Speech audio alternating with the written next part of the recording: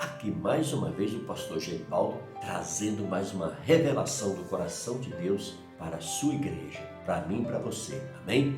E é uma grande alegria poder compartilhar com você esse momento, do qual aqui meditamos na palavra do Senhor, trazemos aqui sempre explanando um comentário na direção do Espírito Santo, para que verdadeiramente a vontade do Senhor venha ser soberana, amém? Glórias a Deus. Então, queridos, é isso aí. Eu estou com o texto da palavra do Senhor. Olha, eu já vi tantas pessoas ministrarem, pregarem, darem ensinos profundos dentro desse assunto, mas a gente vê que a palavra de Deus é de uma riqueza imensurável, como o Senhor nosso Cristo nos ensina, né? Que ela renova-se a cada dia. Então, nós precisamos a cada dia estar nos alimentando desse alimento tão maravilhoso que nos fortalece espiritualmente e que mata a nossa fome e a nossa sede do nosso Deus. Amém? Glórias a Deus. Eu acho muito lindo porque a gente vê já em 1 Samuel no capítulo 15, porém Samuel disse: tem porventura o Senhor tanto prazer em holocausto e sacrifícios, quanto em que se obedeça a sua palavra? Eis que o obedecer é melhor do que o sacrificar, e o atender melhor do que a gordura de carneiros. Amados, eu acho esse versículo de uma profundidade, de uma grandeza tremenda, porque muitas vezes a gente quer fazer algo para agradar a Deus. A gente quer fazer a obra de Deus, a gente quer ofertar a Deus, a gente quer louvar a Deus, a gente quer fazer uma série de coisas no intuito de agradar o nosso Deus, né? Mas quando a gente olha aqui a profundidade do texto, o Senhor chama exatamente, ele diz que não está preocupado com holocaustos, ou seja, os sacrifícios que nós oferecemos a Ele. Ele não está preocupado com isso. Isso terá um peso e uma importância muito grande a partir do momento que nós tivermos aqui, olha, quanto em que se obedeça a sua palavra. Aí sim, quando nós obedecemos a palavra do Senhor, aí ele tem prazer, aí ele vai receber o holocausto, ele vai receber o nosso louvor, ele vai receber a nossa adoração, ele vai receber as nossas ofertas, tudo que oferecemos para ele. Mas se nós estivermos andando de acordo com a sua palavra, amém? A palavra dele lá em Oséias 4, no versículo 6, nos diz que o povo sofre, que o povo padece, que o povo está morrendo por falta de quê? Por falta de conhecimento. E conhecimento de quê? Da palavra de Deus. Como diz Tiago, que nós não sejamos apenas ouvintes, mas também sim praticantes da palavra de Deus. Então a gente vê a importância que tem a palavra de Deus na vida de cada cristão sobre essa terra. Amém? Não adianta a gente fazer nada para pegar atalhos, para tentar agradar a Deus, para fazer do nosso jeito, achando que assim vai alegrar o coração de Deus, quando na verdade o que Ele espera de cada um dos seus filhos é obediência plena e total, de forma voluntária, de forma que façam com alegria, com fé, com amor, amém? Todos esses ingredientes são necessários para quê? Para que a gente venha nos posicionar diante de Deus como filhos obedientes, amém? O Senhor começou a ter esse problema de desobediência desde lá do seu trono, no momento que Lúcifer, ou seja, o anjo de luz, se rebelou, resolveu desobedecer ao seu Criador, ao seu Senhor e ao seu Deus. Então, esse anjo ele foi lançado fora da presença de Deus. Não somente ele, mas todas as demais criaturas que estavam de acordo com aquele anjo, que estavam de acordo com a posição daquele anjo, com as atitudes daquele anjo, foram lançados da presença de Deus. E aí então a gente vê que Deus ele trata essa coisa da obediência com a profundidade muito maior do que qualquer outra coisa. Então nós vemos aqui que Deus ele quer, Deus ele deseja, ele espera das suas criaturas. Para se tornarem verdadeiramente filhos de Deus é necessário o quê? Que haja obediência plena e total. Amém, querido? E ele diz aqui, por exemplo, no versículo 23, porque a rebelião é como o pecado de feitiçaria, e a obstinação é como a idolatria, e culto a ídolos do lar. Visto que rejeitastes a palavra do Senhor, ele também te rejeitou a ti, para que não sejais rei. Isso foi palavras duras que o Senhor direcionou a Saul, porque, como vocês sabem, Saul foi o primeiro rei de Israel, que até então, antes, Israel, ele era ali liderado por juízes. Ele era o líder, era o governo desse povo. O povo de Israel estava passando por uma crise espiritual muito profunda. E ali então teve o período dos juízes, que foi um período muito negro.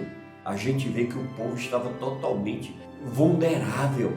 O povo estava totalmente irresponsável, o povo estava totalmente sem assumir a sua postura como povo de Deus. E ali então eles eram levados por falsas religiões, por falsos ensinamentos. O povo ali se contaminava de forma muito fácil. E isso tudo estava trazendo uma dificuldade muito grande de relacionamento do povo para com Deus. E ali Deus então começa a levantar os juízes. Inclusive nós temos até a ministração aqui, né, sobre Gideão, o chamado dele, que foi um dos juízes também citados aí no livro de Juízes, do qual Deus usou de forma tão tremenda e do qual Deus veio a usar em seguida ao rei Davi. Amém? Eu acho interessante porque o Saul estava sendo o quê? Estava sendo tirado, ele estava sendo ali apagado da presença de Deus como rei em Israel.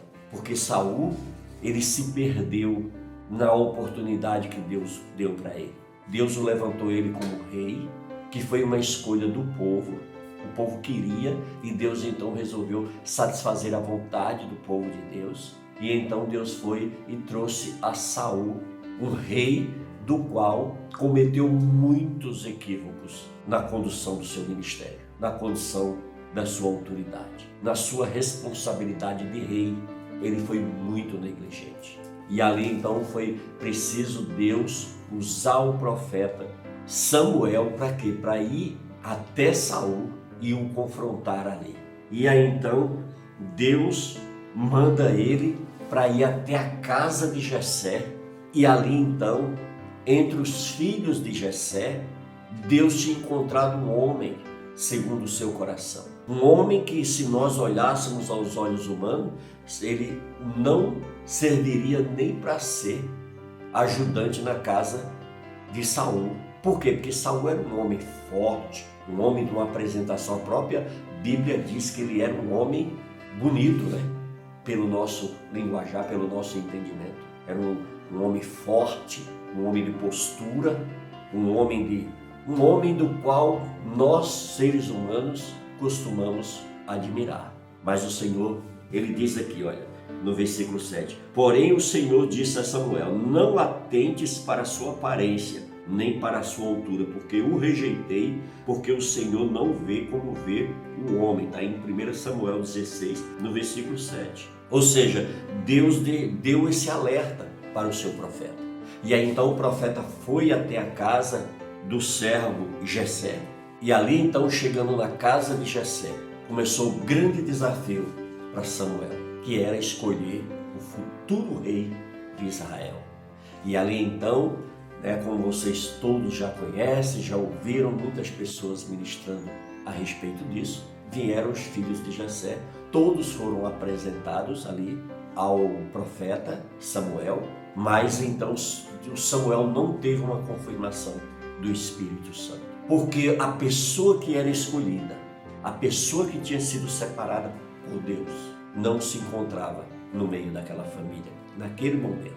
A verdadeira pessoa que estava verdadeiramente separada no coração de Deus, estava lá no pasto, estava pastoreando ovelhas, os animais da família, ou seja, do pai e dos seus irmãos. Porque seus irmãos estavam lá com Saul, fazendo parte do exército de Israel. E ali então ele era discriminado, ele era esquecido. Coloca ele para cuidar das ovelhas, isso é o melhor lugar para ele. Então ele foi.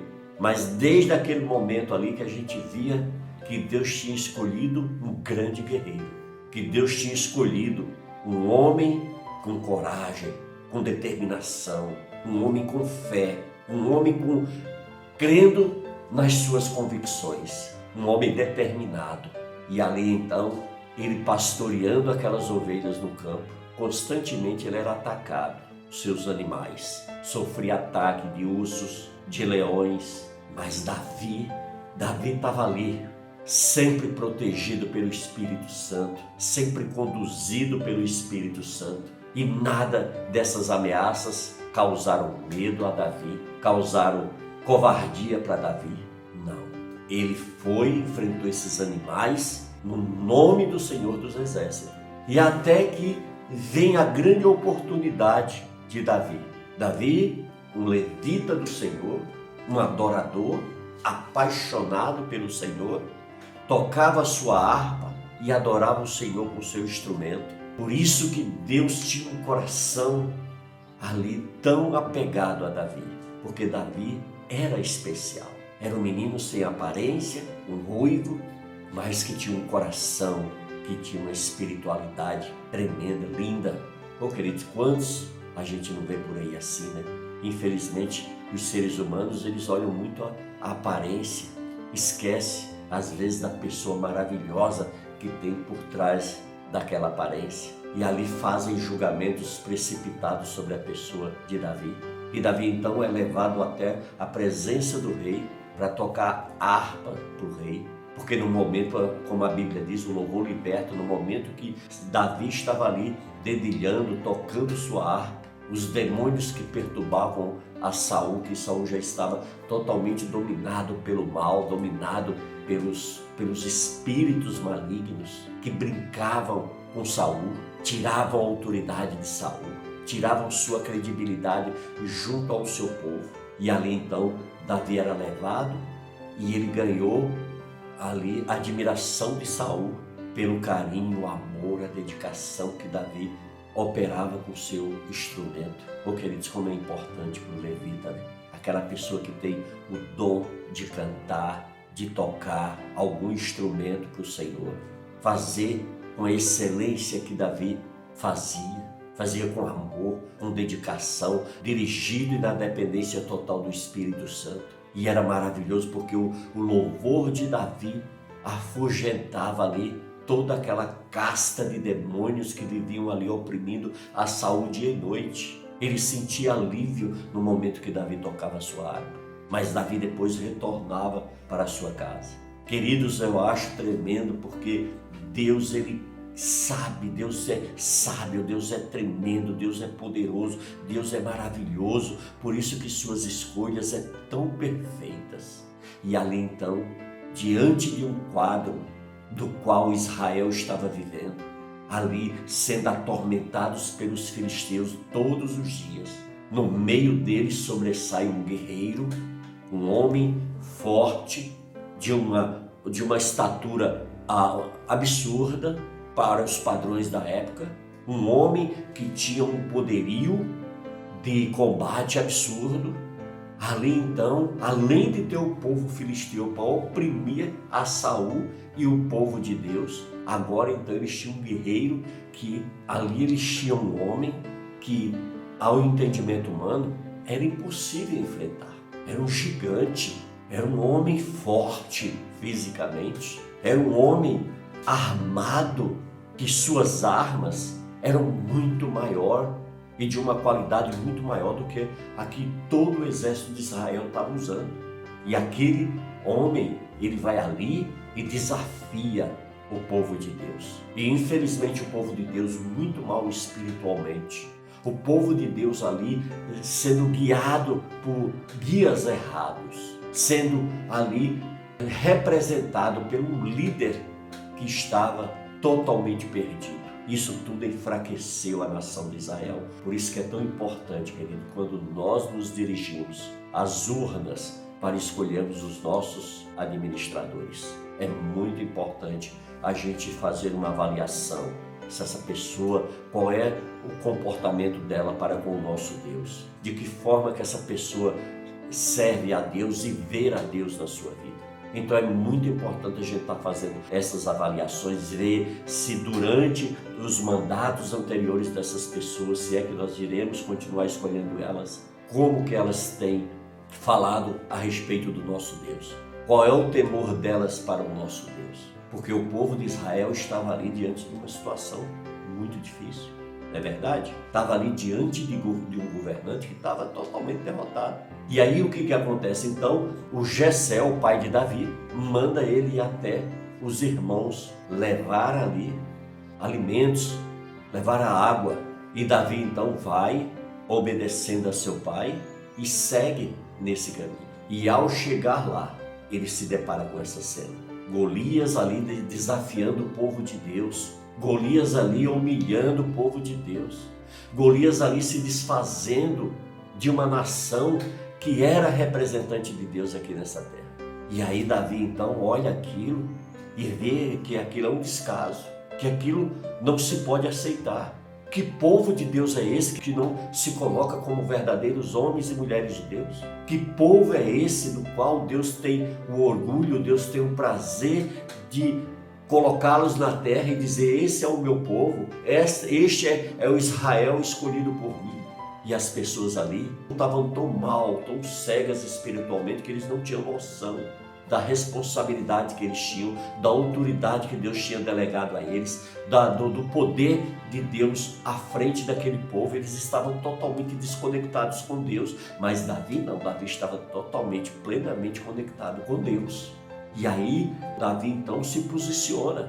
Os irmãos de Davi ficaram temerosos. Ah, meu Deus, é que esse menino não fica quieto? Ele é louco? Será que ele não entende o tamanho do perigo que nós estamos aqui? E se acontece alguma coisa com esse menino, como meu pai Jessé vai nos tratar? Então, queridos, vem uma série de preocupação e medo no coração dos irmãos de Davi e também do povo que ali estava. E aí a notícia chega até Saul. E aí Davi é levado até Saul. E ali então ele chega e abre o coração dele e diz: não, o nosso Deus é conosco. O Deus de Israel está presente nessa batalha. Isso, olha, ele me deu provas disso. Aí começa a contar que lá no campo, quando ele estava ali pastoreando as ovelhas da família, ele foi atacado por animais, ursos, leões, mas ele venceu a todos porque o bom Deus estava com ele em todo o tempo. E ele disse: se Deus estava comigo lá, Deus não está comigo aqui? Se Deus sempre me mostrou presente na minha vida, por que eu vou duvidar agora? Queridos, é essa mentalidade que nós, como povo de Deus, como representantes do reino de Deus aqui na terra, nós precisamos nos posicionar. Amém? Assumir a nossa postura de cristão dentro desse processo dos quais nós estamos vivendo. Amém? E ali então o que acontece? O rei Davi vai e consegue ser ouvido por Saul, mesmo perturbado, mesmo endemoniado, mesmo tão distante de Deus, ele consegue ouvir a Davi. E ele então dá ali a sua espada, o seu escudo, dá as suas armas para Davi, mas Davi despreza. Por quê? Porque a arma maior Davi já tinha com ele. Davi já tinha certeza que ele já tinha a arma maior. E ele então vai ao campo e ali ele então é confrontado com Golias. E ali então os dois partem para essa batalha, como vocês já conhecem, que muitas pessoas já ministrou a respeito desse assunto de uma forma com muito mais autoridade do que a que eu apresento para vocês. E ali então, amados, Davi derrota Golias. E Davi ali então é exaltado. Davi ali então é reverenciado. Davi ali então é festejado como o grande guerreiro do Senhor. E Deus tem isso para mim e tem para você. Basta a gente ter uma postura, basta a gente ter uma entrega, basta a gente ter uma dependência, basta a gente verdadeiramente crer que nós somos mais do que vencedores, porque o nosso Deus já nos colocou nessa posição. E não tem nada que possa impedir do nosso amor, da nossa entrega para com o nosso Deus. Amém? Não tem doença, não tem problema financeiro, não tem problema espiritual, não tem absolutamente nada que venha nos impedir de sermos verdadeiramente filhos. Não tem nada que venha nos separar do amor de Deus. Por isso eu estou bem certo, amém? Que nada desse mundo, a morte, a dor, a doença, a tristeza, a mágoa, nada, absolutamente nada, pode nos separar do nosso amor e do amor de Deus. Por isso, em nome de Jesus Cristo, receba essa palavra. Eu te entrego de todo o meu coração. Amém? Essa foi uma revelação do nosso Deus para a sua igreja. E em nome de Jesus, receba, coloque em prática na sua vida. Assuma seu lugar no reino de Deus. Amém? Que Deus abençoe você e toda a sua família. E nós nos encontramos no próximo vídeo, para a honra e glória do nome do Senhor. Amém? Fique na paz do Senhor e nos veremos no próximo vídeo.